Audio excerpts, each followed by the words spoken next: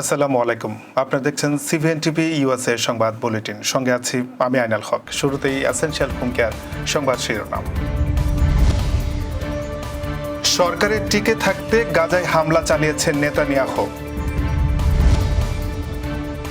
গাজা ও ইয়েমেনের সংকট ঠেকাতে মুসলিম উম্মাহকে ঐক্যবদ্ধ হওয়ার আহ্বান খামেনির। ব্যাংককে ডক্টর ইউনূস মোদির মধ্যে বৈঠক হচ্ছে না।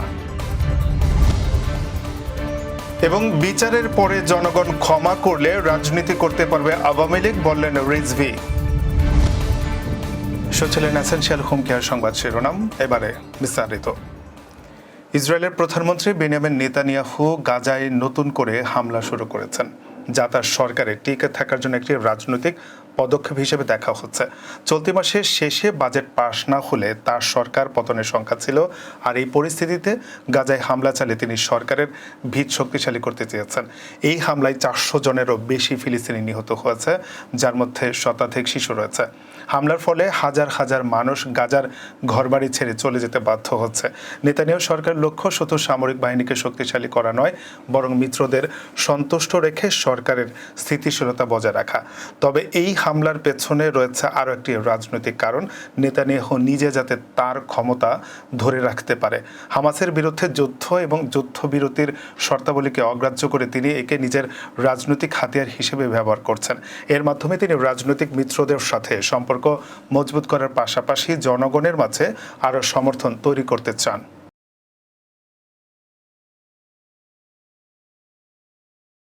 ইরানের সর্বোচ্চ নেতা আয়াতুল্লাহ আলী খামেনি গাজা ও ইয়েমেনে ইসরায়েলের আগ্রাসনকে অপরাধ এবং বিপর্যয়কর বলে মন্তব্য করেছেন।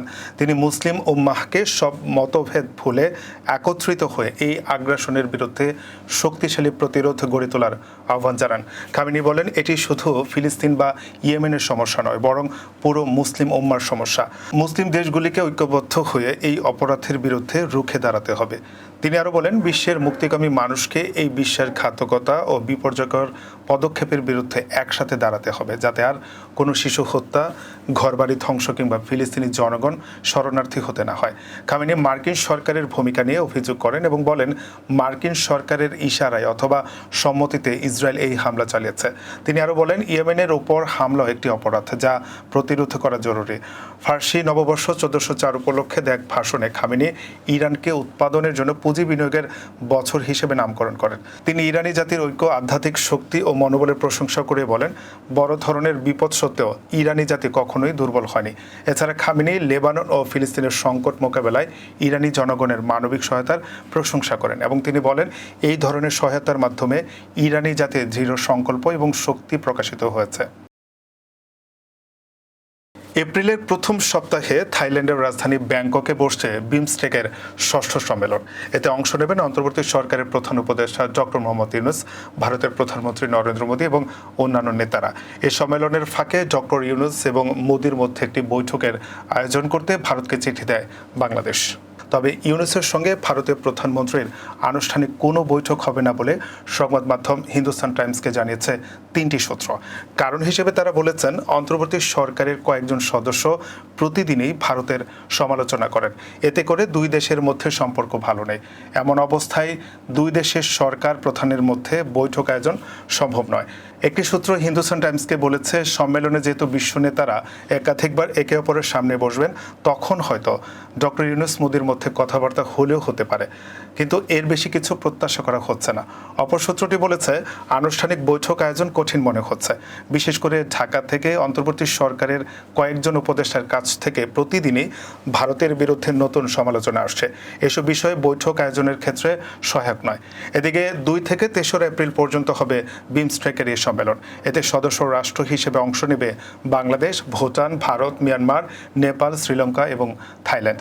এবারের বিমস্টেক সম্মেলনটি এমন সময় হচ্ছে যখন বিভিন্ন ইস্যুতে বাংলাদেশ ও ভারতের সম্পর্ক তলানিতে রয়েছে। হত্যা, লুটপাটে জড়িত নয় এমন কারো নেতৃত্বে আওয়ামী লীগের রাজনীতি করতে বাধা নেই বলে মন্তব্য করেছেন বিএনপির সিনিয়র যুগ্ম মহাসচিব রুহুল কবির রিজভী। তিনি বলেন, আওয়ামী লীগের রাজনীতি নিয়ে কথা হচ্ছে, কিন্তু বিচার নিয়ে কথা হচ্ছে না। দ্রুত বিচার নিশ্চিত করতে হবে। বিচারের পর আওয়ামী লীগকে জনগণের কাছে ক্ষমা চাইতে হবে। আর জনগণ ক্ষমা করলে তাদের রাজনীতি নিয়ে আমাদের কোনো আপত্তি নেই। শুক্রবার রাজধানীর উত্তরের দক্ষিণখানে হাজী শৌকর আলী মাদ্রাসা সংলগ্ন মাঠে দুস্থদের মধ্যে ঈদ সামগ্রী বিতরণ অনুষ্ঠানে তিনি এসব কথা বলেন। জুলাই আন্দোলনে যারা গণহত্যায় জড়িত তাদের বিচার নিশ্চিত করার দাবি জানিয়ে রিজভী বলেন, আওয়ামী লীগের যারা অপরাধী তাদের বিচার নিশ্চিত হওয়ার পর যারা হত্যা লুটপাটে জড়িত নয় তাদের যদি জনগণ রাজনীতি করার সুযোগ দেয় আমাদের কিছু বলার নেই। তিনি প্রশ্ন করেন, যারা ছাত্র হত্যা করেনি, যারা অর্থ লুটপাট করেনি, এমন সৎ ব্যক্তির নেতৃত্বে এলে আওয়ামী লীগ কেন রাজনীতি করতে পারবে না? বিএনপির সিনিয়র এ নেতা বলেন, যারা অপরাধের সঙ্গে জড়িত তাদের বিচার হতেই হবে। দেশে কোনো ফেসিবাদের উত্থান যেন না হয় সেজন্য সবাইকে সতর্ক থাকার আহ্বান জানাই। এবার কর্ণফুলী ইনকাম ট্যাক্স সংবাদ শিরোনাম। নিউ ইয়র্কের নরসিংদী জেলা সমিতি ইউএসএর ইফতার ও দোয়া মাহফিল। নিউ ইয়র্কে আমেরিকা বাংলাদেশ প্রেস ক্লাবের ইফতার মাহফিল অনুষ্ঠিত। কুইন্সে জামাইকা বাংলাদেশ ফ্রেন্ডস সোসাইটির ইফতার। নিউ ইয়র্কে গ্লোবাল ট্যুরস অ্যান্ড ট্রাভেলসের ইফতার। এবং পিপিএ লিগে হোম কেয়ার সেবা গ্রহীতারা হারাতে পারেন মেডিকেইড। আবারও স্বাগত সিবিএন টিভি ইউএসএ সংবাদ বুলেটিনে। শুনছিলেন কর্ণফুলী ইনকাম ট্যাক্স সংবাদ শিরোনাম। এবারে বিস্তারিত। নরসিংদী জেলা সমিতি ইউএসএ ইনকের ইফতার ও দোয়া মাহফিল অনুষ্ঠিত হয়েছে। গত বুধবার নিউ ইয়র্কের উডসাইডের গুলশান টেরেসে এই আয়োজন করা হয়। অনুষ্ঠানে প্রবাসী, নরসিংদীবাসী, ব্যবসায়ী, কমিউনিটি নেতৃবৃন্দ সহ বিশিষ্টজনেরা উপস্থিত ছিলেন। ইফতার মাহফিলের শুরুতেই দেশ ও জাতির কল্যাণ কামনা করে দোয়া ও মোনাজাত পরিচালনা করা হয়। এ সময় বক্তারা নরসিংদী জেলা সমিতির কার্যক্রমের ভূয়সী প্রশংসা করেন এবং ভবিষ্যতে আরও বৃহৎ পরিসরে এ ধরনের আয়োজনের আহ্বান জানান। ইফতার আয়োজনে গেস্ট অফ অনার হিসেবে উপস্থিত ছিলেন ইঞ্জিনিয়ার মোহাম্মদ এ খালেক। নরসিংদী জেলা সমিতি ইউএসএ ইনকের সভাপতি শামীম গফুরের নেতৃত্বে ও সাধারণ সম্পাদক এহসানুল হক বাবুলের সার্বিক তত্ত্বাবধানে ইফতার মাহফিলে প্রধান নির্বাচন কমিশনার সালমান জাহিদ জুয়েল, নির্বাচন কমিশনার এম.এ. মামুন ও Humayun Kabir, New York Bangladeshi American Lions ক্লাবের সভাপতি রকি আলিয়ান, সাধারণ সম্পাদক জে.এফ.এম. রাসেল, প্রবাস পত্রিকার সিও আবু সাইদ সহ কার্যকরী কমিটি, আয়োজক কমিটির নেতৃবৃন্দ ও কমিউনিটির গণ্যমান্য ব্যক্তিবর্গ উপস্থিত ছিলেন। আয়োজকরা জানান, সংগঠনটি প্রবাসী নরসিংদীবাসীদের ঐক্যবদ্ধ রাখার পাশাপাশি বিভিন্ন সামাজিক ও সাংস্কৃতিক কর্মকাণ্ডের মাধ্যমে তাদের সেবা করে যাচ্ছে। ভবিষ্যতে আরও বড় পরিসরে ইফতার মাহফিল সহ নানা উদ্যোগ গ্রহণের পরিকল্পনা রয়েছে বলে তারা জানান।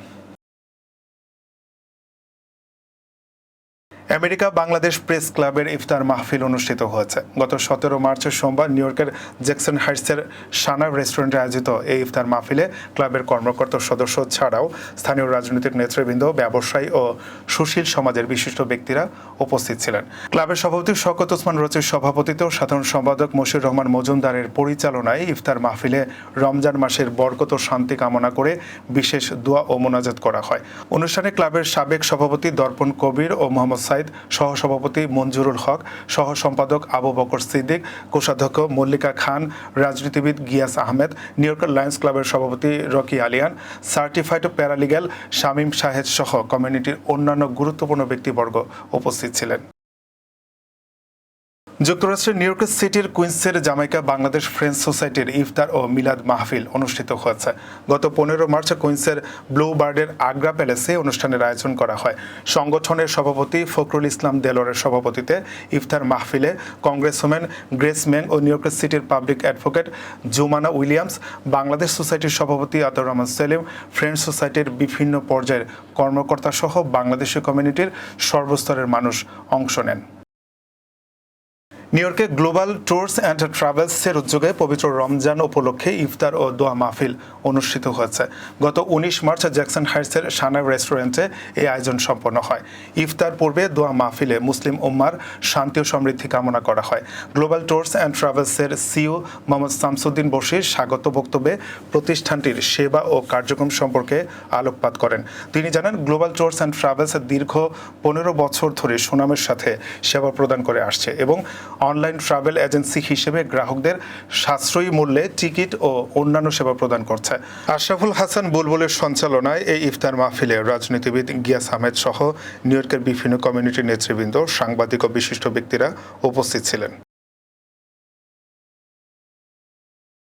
নিউ ইয়র্কের সিডিপে পরিকল্পনা কার্যকর হলে হোম কেয়ার সেবা গ্রহীতারা এবং কর্মীরা মেডিকেইডের মতো মানসম্পন্ন স্বাস্থ্য বীমা সুবিধা হারানোর ঝুঁকিতে পড়তে পারেন। নতুন এই পরিকল্পনার আওতায় কর্মীরা কম কভারেজের বীমার গ্রাহক হতে বাধ্য হবেন, যার ফলে তাদের মজুরি কমে যেতে পারে। ফিসক্যাল পলিসি ইনস্টিটিউটের প্রতিবেদনে বলা হচ্ছে, কর্মীদের মাসে $200 বেশি পরিশোধ করতে হতে পারে এবং তারা 10টি নির্দিষ্ট স্বাস্থ্যসেবা ছাড়া কোনো গুরুত্বপূর্ণ সেবা পাবেন না, যেমন ডাক্তার দেখানো, হাসপাতালে ভর্তি হওয়া, জরুরি সার্জারি ও ম্যাটারনিটি কেয়ার। পিপিএল রেজিস্ট্রেশন যে সংখ্যাটা দিয়েছে এটা আসলে উদ্বিগ্ন হওয়ার মতো খুব বড় কিছু না, দুইটা সেন্সে। ফার্স্ট সেন্স হলো যদি কেউ মনে করে যে আমি পিপিএলেই যাবো, দ্যাটস ফাইন, সে যেতে পারে, বাট তাকে কিন্তু তার যে রেগুলার হেলথ ইন্স্যুরেন্স আছে এই কাভারেজটা তার ক্যান্সেল হয়ে যাবে। পিপিএল এর আজকে পর্যন্ত যে নিউজটা আছে সেরকম, লাইক একজন ব্যক্তি মেট্রো প্লাস অথবা হেলথ ফার্স্টে তার ইন্স্যুরেন্স আছে, এই ইন্স্যুরেন্স থাকবে না, তাকে ইন্স্যুরেন্স নিতে হবে হলো পিপিএল এর কাছ থেকে। সেই ক্ষেত্রে পিপিএল প্রত্যেকটা ব্যক্তির জন্য মান্থলি $200 চার্জ করবে, যেটা তার বেতন থেকে অটোমেটিক কেটে নেবে। এখানে ছোট্ট একটা গল্প আছে, গল্পটা হলো কেউ ইনকাম যদি 6000-এর উপরে হয় ইয়ারলি তাহলে নেবে। এখন একজন পিএ যখন কাজ করে স্বাভাবিকভাবে তার $6000 ইয়ারলি ইনকাম হয়। যদি $6000-এর বেশি আপনার ইনকাম হয় তাহলে পিপিএল $200 করে ইন্স্যুরেন্স বাবদ কেটে নেবে। আর টপ অফ দি সবচেয়ে বড় যেটা প্রবলেম সেটা হলো অনেকগুলি কাভারেজ ওরা করবে না, লাইক ম্যাটারনিটি কাভারেজ, অথবা আপনি যদি অ্যাক্সিডেন্ট করেন বা হসপিটালে গিয়ে দীর্ঘদিন স্টে করেন, অথবা আরও কিছু হতে পারে, লাইক হলো যে আপনার সার্জিক্যাল যদি কোনো প্রবলেম হয় এটা করে অনেকগুলো, অথবা আপনার ভীষণের যদি কোনো প্রবলেম হয় লাইক চোখের অথবা ডেন্টিস্টের দাঁতের কোনো প্রবলেম হয়, এরকম অনেকগুলো ওরা কাভার করবে না, ওরা খুব লিমিটেড কাভার করবে, ওটার জন্য আপনাকে এক্সট্রা পে করতে হবে। আর যদি কস্টলি কোনো মেডিসিন থাকে এটাও অনেক কিছু ওরা কভার করবে না, রেগুলার যে মেডিকেশনটা ওটা ওরা কভার করবে। বিশ্লেষকরা বলছেন, এই পরিকল্পনা বাস্তবায়িত হলে প্রায় 4 লাখ গৃহ পরিচর্যা কর্মী এবং 2,80,000 বয়স্ক ও প্রতিবন্ধী নাগরিক ক্ষতিগ্রস্ত হতে পারেন। তারা আরও জানাচ্ছেন, রাজ্য সরকারের পক্ষ থেকে এই পরিবর্তন বাস্তবায়ন করতে হলে জনগণের সাথে আলোচনা জরুরি, অন্যথায় কর্মীদের জন্য এটি ভয়াবহ হতে পারে। আগে যারা আমরা ফিসক্যাল ইন্টারমিডিয়েট হিসেবে লাইক সিডিএফ এজেন্সি আপনারা যেটা বলেন এফআই হিসেবে কাজ করেছি, ওই সময় আমরা আমাদের এমপ্লয়ীদেরকে ফুল পেমেন্টটা করে দিতাম, লাইক $21.09, $21.09। এবং আমাদের যারা এমপ্লয়ি ছিল পি হিসাবে কাজ করতো ওদের ব্যক্তিগত পছন্দ ছিল যে ওরা কোন ইন্স্যুরেন্সটা বাজার থেকে কিনে নেবে, লাইক হেলথ ফার্স্ট নেবে, মেট্রো প্লাস নেবে, অ্যামলেম নেবে, এটা ওদের ব্যক্তিগত পছন্দ ছিল। কিন্তু পিপিএল এ যাওয়ার পরে এই পছন্দটা ব্যক্তিগত থাকবে না, এটা পিপিএল ওদের উপর চাপিয়ে দিচ্ছে। সেই ক্ষেত্রে পিপিএল যে ইন্স্যুরেন্সটা দেবে সেটাই তাদেরকে নিতে হবে। এদিকে নিউ ইয়র্কের হেলথ ডিপার্টমেন্ট জানাচ্ছে, নতুন পরিকল্পনার উদ্দেশ্য হোম কেয়ার সেবায় অপচয়, জালিয়াতি এবং অব্যবস্থাপনা কমানো, এবং এটি প্রায় $1 বিলিয়ন সাশ্রয় করবে। দর্শক, এই ছিল সিবিএন টিভি নিউজের সংবাদ বুলেটিনে। শেষ করছি, পরবর্তী বুলেটিন দেখার আমন্ত্রণ জানিয়ে এতক্ষণ সাথে থাকার জন্য ধন্যবাদ সবাইকে।